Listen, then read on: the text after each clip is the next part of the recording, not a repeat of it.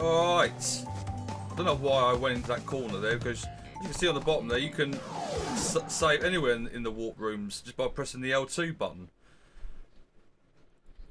I think it's because it's natural instinct of mine, especially because of the original Crash Bandicoot 2 on the PlayStation 1. Where I was standing, that was where the save load screen was.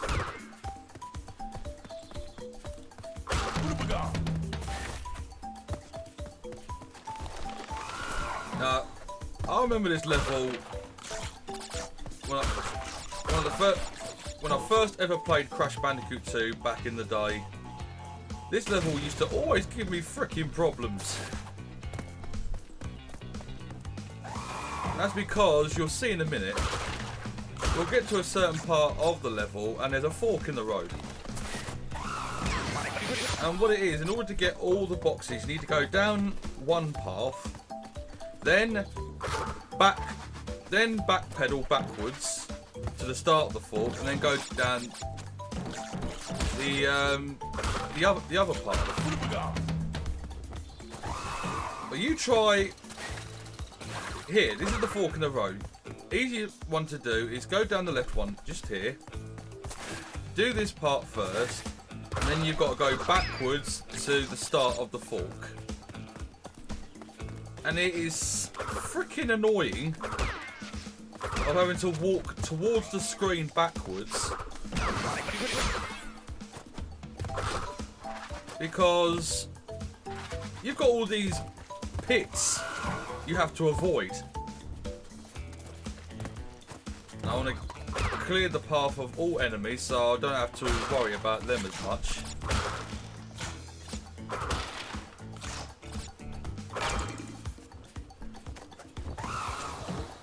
Rid of these birds. It seems to have a robotic eye as well.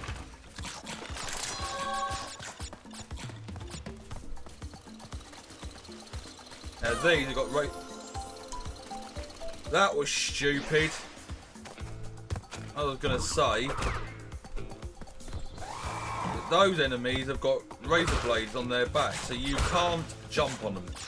You have to slide tackle them.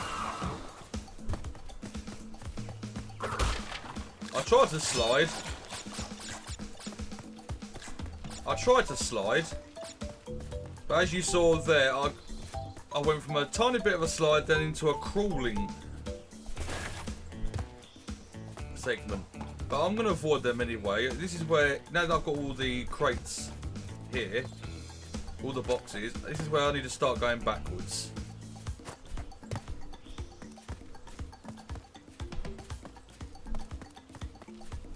Slowly does it to try and avoid the frickin' holes in the floor.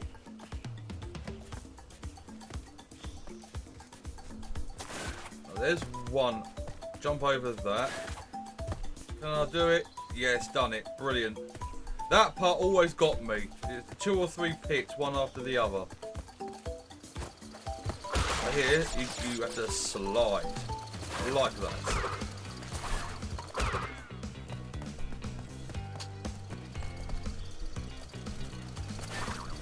That was freaking close.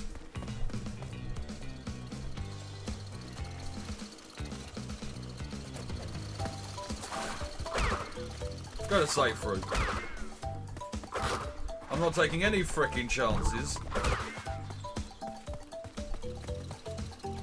Yeah, I think Crash was one of the first platforming games that was 3D, but it was a forward scrolling platform. Because you got to think, before Crash Bandicoot, platforming games were like Mario and Donkey Kong. There were side scrollers. I think Crash, correct me if I'm wrong, I could be wrong, I'm more likely am. I think Crash was the first platformer game where you are walking either towards or away from the screen. If that made sense to you, well done to you. Oh yeah, unbreakable boxes. You gotta do the body slam on them. Get out of the way of the TNTs. Here, you have to do this.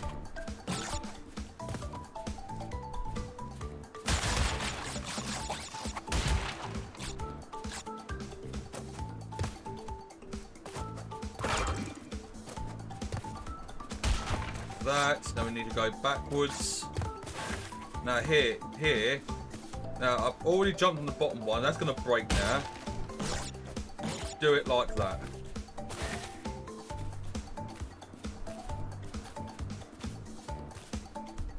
If you're anything like me, the first time playing this game, and you just do 5 bounces on each of them before going to the bottom, you'll realise there is no way in hell's chance of getting back up to the top there with those 2 extra boxes afterwards. So do it how I just did and you'll be absolutely fine.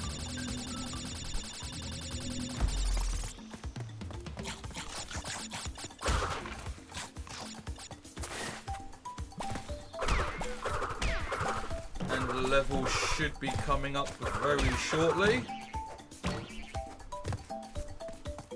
They've got a few more boxes to break open now. No, that's it, all done.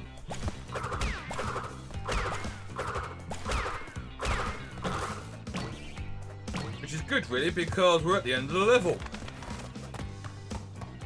And there's the box gem.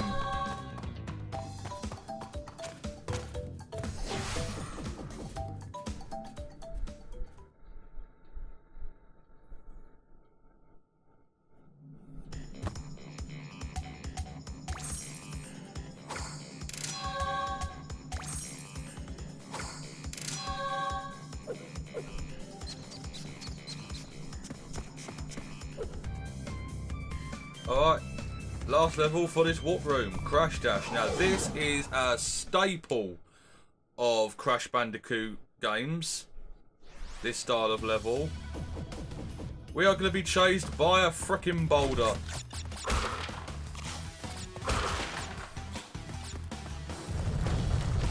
Crash has got his worried look on him. Run like hell. We got to avoid the landmines while we're at it.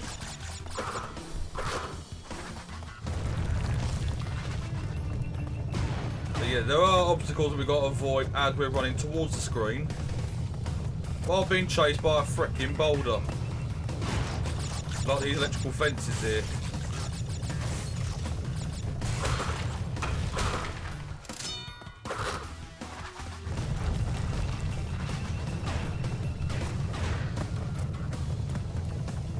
I think the boulder chase levels in Crash 1 are some of the hardest frickin' levels to bloody do. Then again, Crash 1's difficulty, the difficulty spikes are bloody ridiculous. That is why I've never been able to complete Crash 1.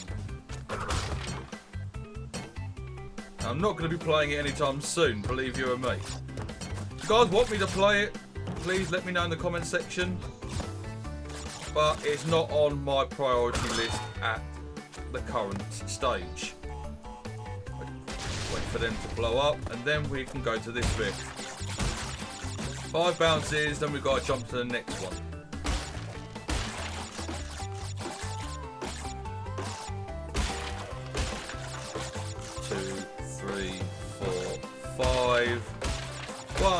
1, 2, 3, 4, 5. There we go.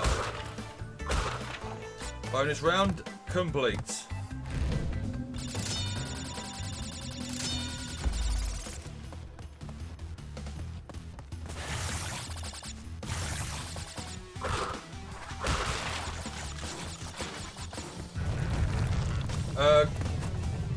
Crash Team Racing Remaster's coming out very shortly. If you guys want me to play that, please let me know again down in the comments. Oh, come on! I haven't decided whether I was going to pick it up yet, but if you guys want me to play it, please let me know. I used to love playing Crash Team Racing back in the day. Yeah, some boxes you can get the boulder to break for you. You don't need to worry about them as such, but there are some, as you'll see in a minute, that you do need to break yourself. Like here. Yeah, forget the one-up.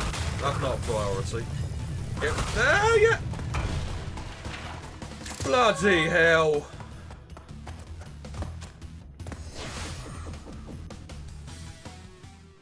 Right, that's the first warp room finished. And apart from one gem, don't need to come back here at all.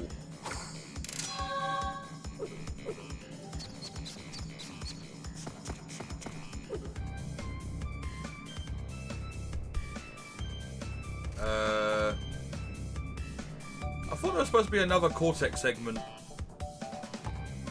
after that one.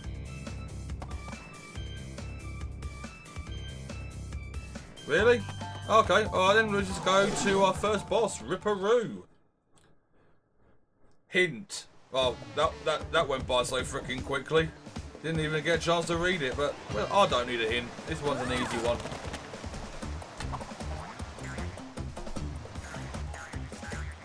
See what he's doing there? He's dropping TNTs like no tomorrow. Stay well clear of them. And now he's going to be dropping nitro crates. Or nitro boxes, whatever you want to call them. Again, find a suitable little side or a corner to avoid them. Nitro boxes will cause him to be dizzy. Gives you a chance to spin into him. Yeah, spin into him. You can't slide tackle or body slam him. You have to spin into him.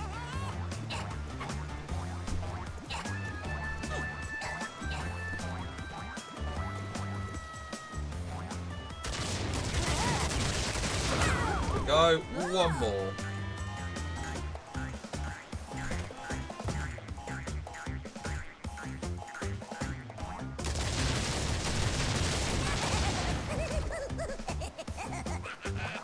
He's freaking mental.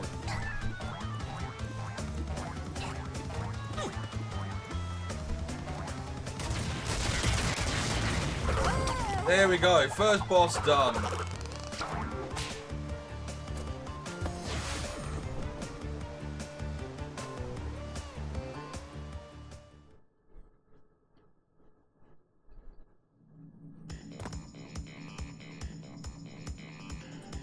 And now, that's done. Could have swore there was another Cortex message there. But yeah, we get to the middle platform here. Press R1 to go up.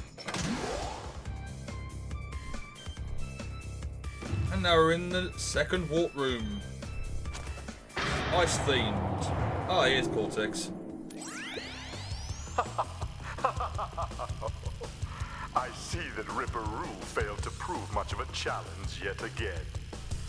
But back to business. There are crystals to be gathered, 20 to be exact. The planets will align shortly, all 13 of them, and this will create a power great enough to rip the Earth apart. Properly utilized, however, the crystals can absorb and contain the energy. Crash, is that you? I've been looking everywhere. I don't have much time to tell you this. You have to be careful. Trusting Cortex seems a little unwise, Crash. I can't keep the data path open much longer. Crash, you need to find... Yeah, that is Crash's little sister, Coco. And if you come here, another new feature for this, for Crash 1 and 2, that wasn't in the original, you can actually play as Coco in some levels. Not all of them, in some levels. And another little secret, bounce on this polar bear 10 times, you get 10 extra lives. I won't play as Coco just yet. I will play as Crash for the rest of this world, or the rest of this warp room, and see Coco probably in the next one. Right now, we're going to spend some more time with good old buddy Crash. Now, I'm going to change up the order here. Let's do Bear It first.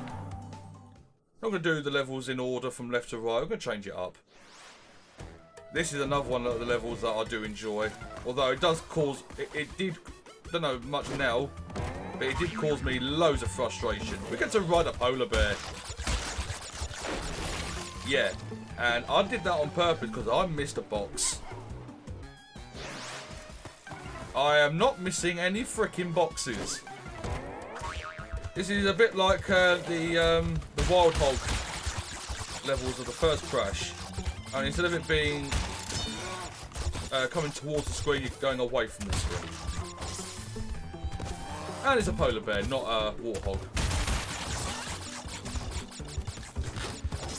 Yeah, if you see me fall into the sea or hit by an enemy, 9 times out of 10 is because I missed a box. I need to redo the last segment just so I can get said box. If you don't, you have to do the whole level all over again.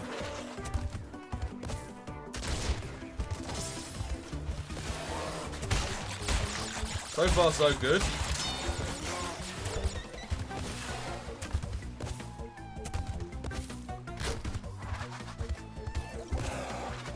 Yeah, try avoiding that one when you're not comfortable with the controls. That was freaking close.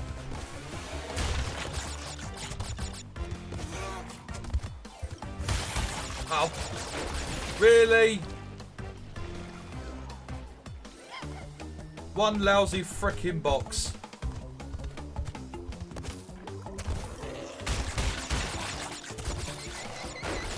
Okay, now that was stupid. Even the polar bear's laughing at me.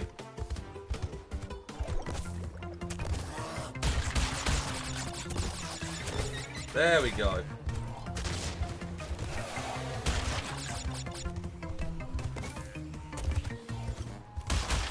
Much better. Oh, freaking hell. Now we hit this nitro explosion crate. That should be all of them. Yeah. Done.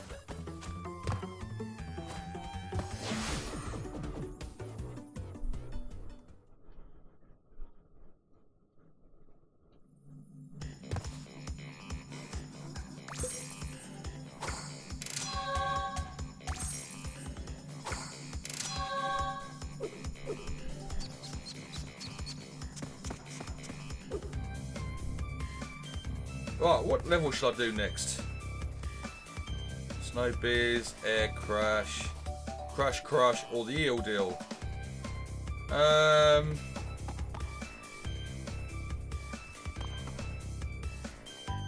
Let's do the Eel Deal. It's a new level type. A special gem hides behind something fake. Yes, there's a fake wall that we can easily move past. It's like it's not even there. Handy to have those hints, especially for new players. Any more? No. Okay. Yeah. Avoid those eels like the freaking plague because they make the water electrifying. Got to time it just right. Not like that.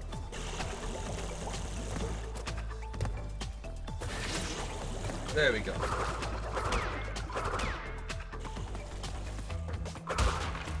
That was stupid. Now I've got to do this the old freaking fashioned way. Come on. There we go. One more.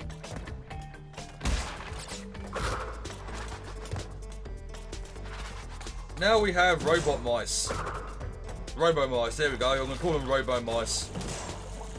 Robo Mickey.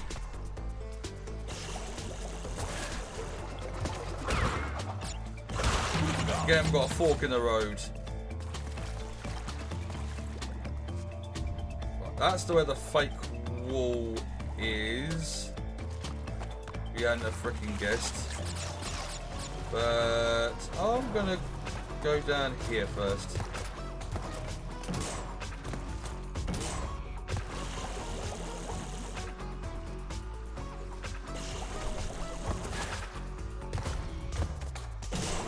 that.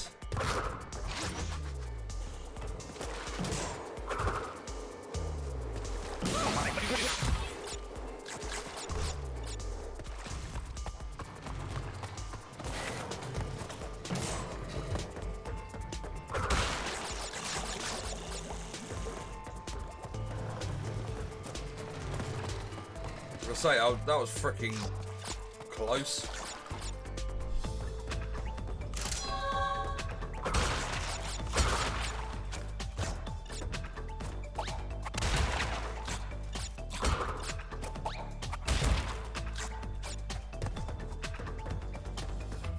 See what I was trying to do there? I was making sure because I wasn't 100% sure that if that was a wall or not. But yeah, we've got to come back here. Very carefully does it. There's also a bonus platform just here, so do that first.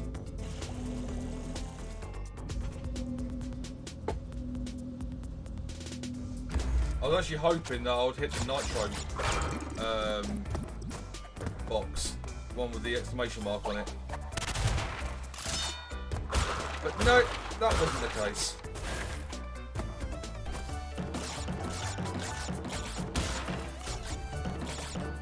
Get on top. There we go.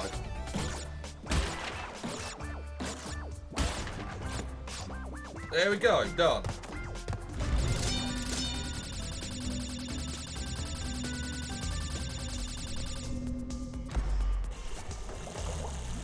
Avoid the electric eels here.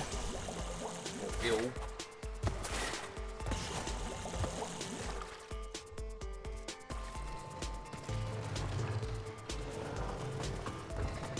Toxic barrels there. See, this is why, especially in a crash game, going towards the screen is very dangerous. You've got to take your time, unless you see that's the fake wall there. If you haven't memorised the level off by half, you're gonna have to take your time and really slow down your progress, because things like I said, the barrels have got chemical waste in it that blow you up, or the TNTs or the nitro boxes. Ridiculous.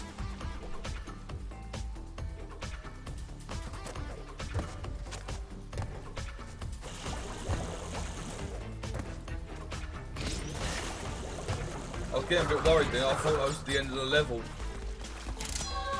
One, didn't find the green gem, and two, not all the boxes are smashed.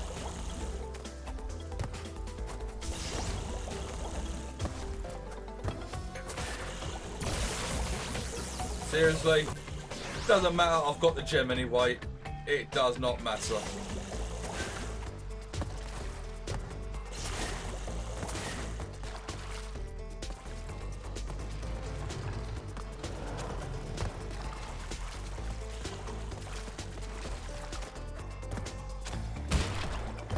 Get this box because need to destroy that box because the nitro boxes, it's got a weird thing to it. If you were to detonate the nitro boxes with the green exclamation box, although you hear the explosion like they've gone off, the nitro boxes just disappear from the screen. They don't actually blow up, which means that box will still be standing there, and I'll be one box short of getting the box gem. Now I've got a freaking dodge the nitro boxes and the eel. Like that.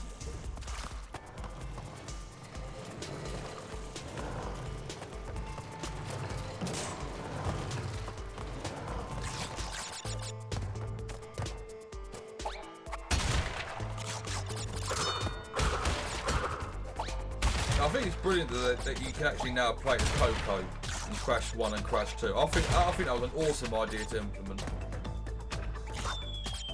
But like I said, there are certain levels, like in the first Crash, there are certain levels in this game that Coco cannot do. Like the boss levels Coco can't do, nor can she do the chase levels, being chased by the boulder and such. And she can't do the levels where you're riding the polar bear. Which is weird because in Crush 3 she rides a tiger. So I don't know where the logic came from that one. I think it's because it's Crush's moment to shine and he gets to ride the polar bear in this one, she rides the tiger in the third one, sort of thing. Oh, I don't know, I'm just making bullshit up now. For all I know, it could be the case, we don't know, but I still think it's weird. Coco should be able to ride the polar bear.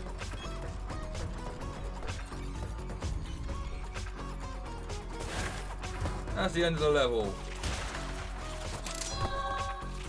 Both gems got and the crystal got.